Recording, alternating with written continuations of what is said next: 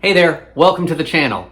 So there are so many easy, tasty, gluten-free brownie recipes. It's one of those recipes that for whatever reason, it's just a really good conversion from gluten to gluten-free, or gluten-free recipes for it are just developed well. Actually, not being gluten-free like my wife is, I really enjoy gluten-free brownies and usually can't tell the difference. Today on the channel, I thought we would kick it up a notch. We're gonna make some fancy gluten-free brownies called Broadway Brownies. I'm Jamie with SavorySaver.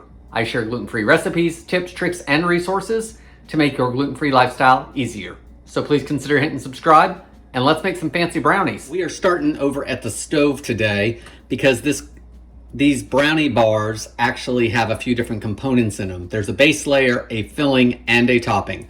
None of it is difficult, and it really shouldn't take that long to put together. It'll probably take me longer because I'm filming it for you guys. So I do have a pretty large saucepan here because I'm gonna make the brownie batter all in this pan. So you wanna start with 1 stick of butter cubed, and I'm gonna turn the heat on to medium heat.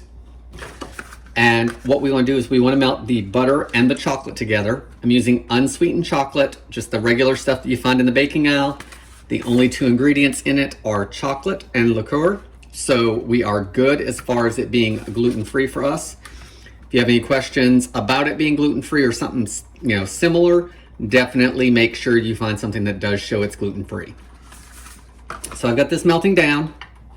We're gonna need 1 ounce of this bar, which is gonna be, it's 2 squares because it's like 8 squares. So we're gonna use 2 squares of it. I'm gonna add that to there, and I've just broken it up just so it melts a little faster. And you wanna stir and melt it over the medium heat just until everything is combined and smooth. Then we're gonna remove it from the heat and let it cool just a little bit.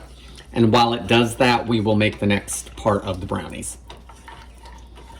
All right, guys, it's bubbling. I'm gonna turn it off because I think there is plenty of heat to melt the rest of that chocolate. Looks like it is now melted just in that little bit of stirring. So I'm gonna let this cool for a minute and we're gonna get the filling started.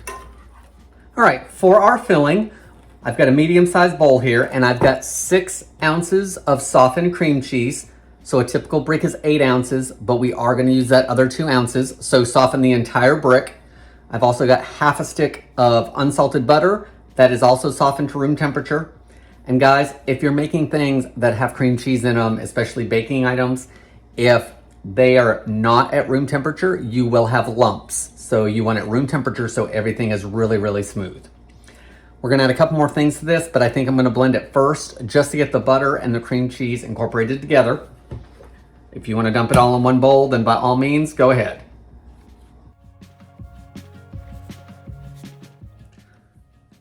So there's our cream cheese and our butter all mixed together, and it's really, really smooth, meaning that my ingredients were at the right temperature so everything could combine nicely. So let's add the remaining of the ingredients from the filling and get that done. I'm gonna add 1 egg that has been lightly beaten, half cup of granulated sugar, 2 tablespoons of a gluten-free flour blend.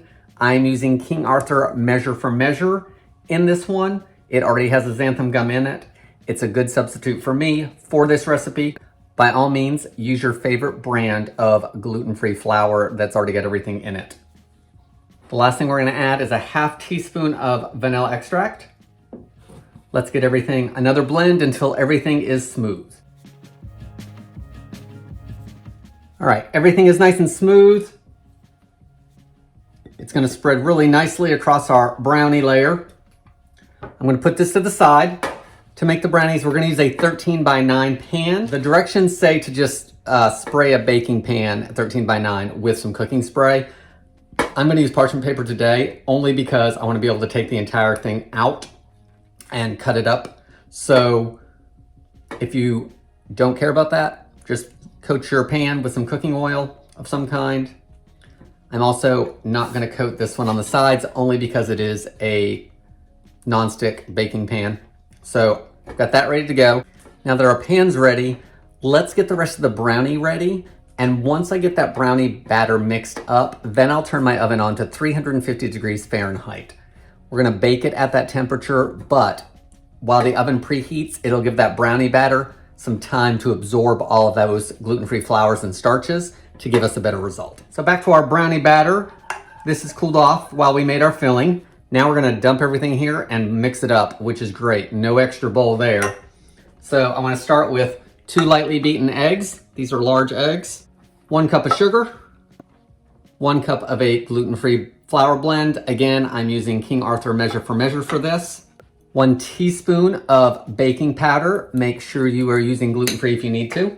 Some more vanilla. We're gonna add a teaspoon this time. The recipe doesn't say this, but I am gonna add just a pinch of salt. Most sweet recipes have a little bit of salt in them, and the recipe doesn't list that. So I'm gonna put that in there. The last thing, if you choose to add, the recipe actually calls for 1 cup of chopped walnuts. Tara has told me she does not want nuts in the brownies today. So no nuts today. That works out well if you have a nut allergy in your home. Give everything a good mix. I'm gonna switch over to my spatula just to do one final big mix on it because I'm gonna use that to spread it. All right, everything's mixed. Let's turn on the oven to 350 and get this spread out. Okay, so we're gonna add it in the pan, and I've just got this over, so with a couple little magnets, that's just gonna help me get it spread and have everything not flopping in front of me.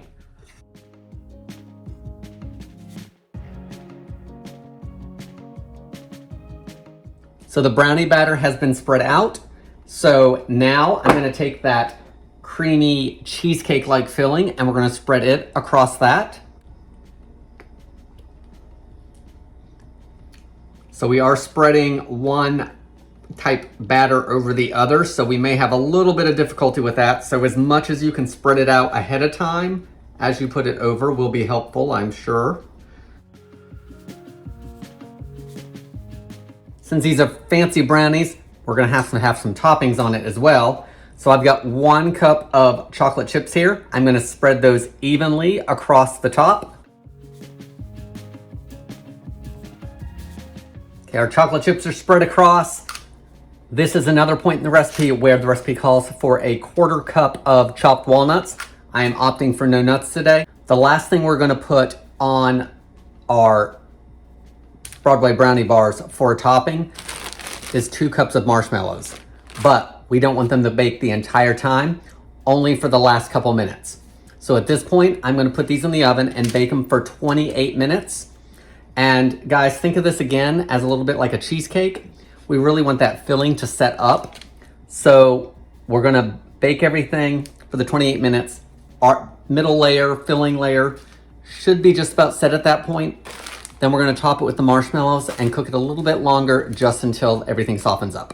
So I'm gonna do some dishes and jump you guys ahead. So it's been 28 minutes and our gluten-free Broadway Brownie Bars are looking great.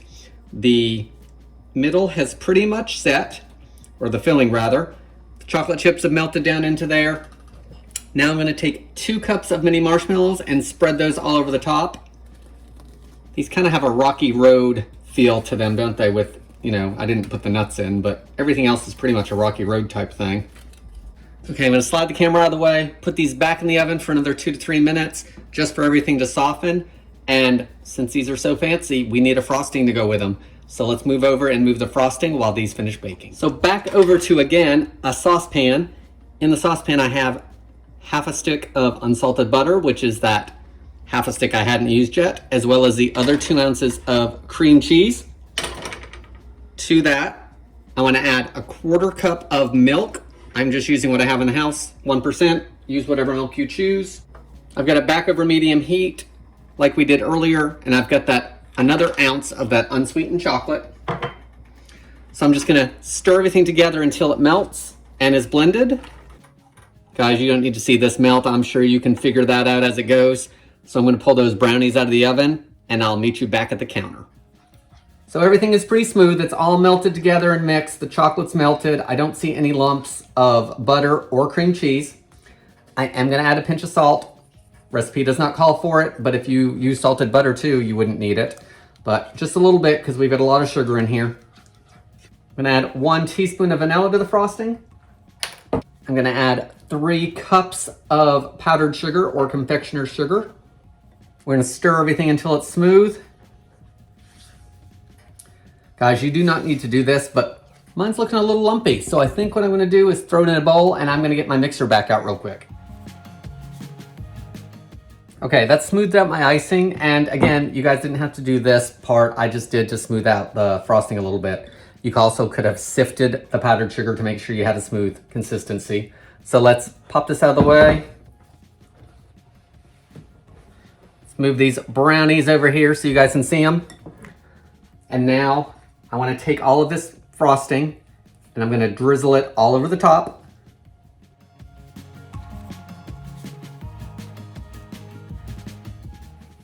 All right, so everything is covered up, and while you guys don't have to wait to see the finished results, I do, because you want to chill these well before it's time to cut them. So the pan is still quite hot, so I'm going to let it cool a little bit longer on the counter, then pop it in the fridge to firm everything back up, and then we'll take them out and give them a taste. So here are our gluten-free Broadway Brownie Bars, whatever you want to call them, our fancy brownies. They weren't really that hard. They did take a little bit of time. We had multiple steps and we had some chilling to do. And I don't know if I chilled it long enough or not, but like the top started cracking once I got it out of the pan. But overall, in the end, a little bit of cracking on the top, it's fine. So let's give it a taste. These are probably gonna be super rich. Lots of things going on in there. We have that brownie base and that cheesecake-like filling. The chocolate chips in there didn't totally melt, which is nice because there's some texture in there.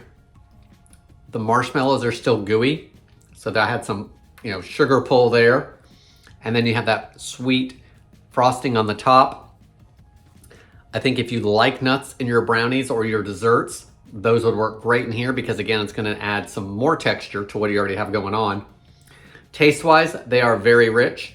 You're probably only gonna need one to satisfy that sweet tooth. So I think these would be really good to take with you to a tailgate, to a picnic, to a church event, whatever you have going on where you need to take a 13 by 9 something or another. I think these are gonna be a winner. Guys, that's all I have for today. Please leave me any comments below. I'd love to hear from you. Thank you again for watching, and I hope to see you on the next video.